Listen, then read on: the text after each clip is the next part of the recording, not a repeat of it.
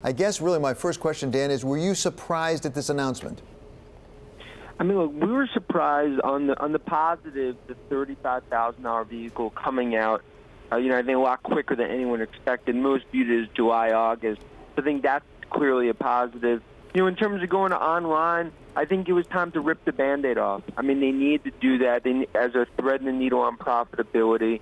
So I think it was a bit of a strategic surprise from a timing perspective. And I think the knee-jerk reaction will be negative, but ultimately we believe this is the right medicine for the company. It's understandable why you should sell the car for less. More people are going to buy it. At the same time, can they afford to do that? Can they make money at $35,000? And as important, can they keep the quality up? Because there have been increasing questions about quality.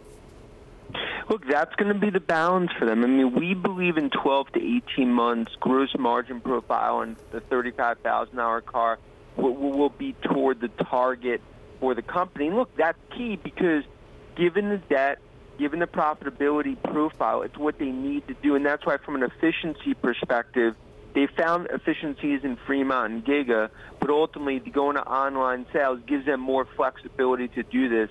And that's why right now this is a pivotal 6 to 9 month window for Musk and Tesla to kind of get through this turbulence. Here's what I don't get, Dan, is that, the Model 3 they say is going to be available 2 to 4 weeks, right? But then you also wind up cutting prices for your luxury brands. You don't do that if demand is strong, right? So can we read between the tea leaves here and say that there's a cleaner pipeline for the Model 3 because the other cars aren't selling as well? Is there something to be gained from that?